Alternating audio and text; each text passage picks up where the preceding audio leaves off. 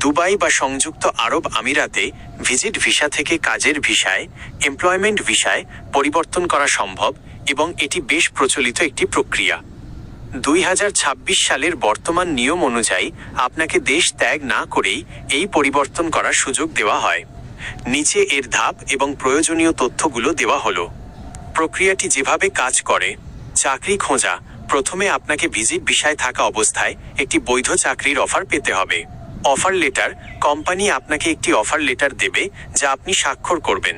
Labour permit, work permit: আপনার company ministry of human resources and Emiratisation (MOSHR) থেকে আপনার জন্য কাজের অনুমতি বা লেবার পারমিটের আবেদন করবে।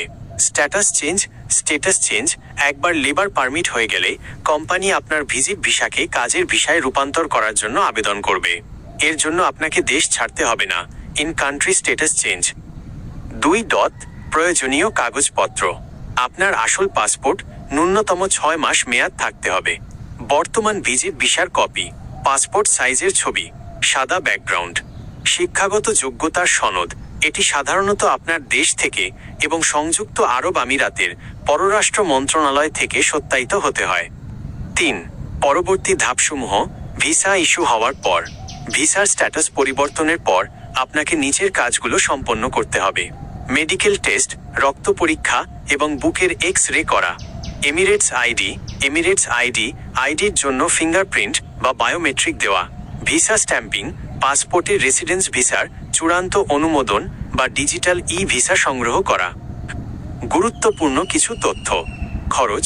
নিয়ম অনুযায়ী কাজের ভিসার যাবতীয় খরচ, ভিসা ফি, স্ট্যাটাস চেঞ্জ ফি, মেডিকেল ইত্যাদি আপনার নিয়োগকর্তা বা কোম্পানি বহন করবে।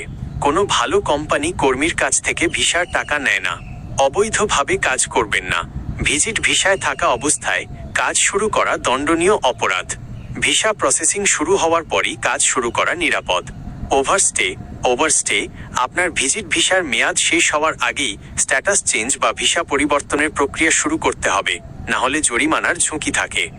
আপনি কি বর্তমানে দুবাইয়ে আছেন নাকি বাংলাদেশ থেকে যাওয়ার পরিকল্পনা করছেন?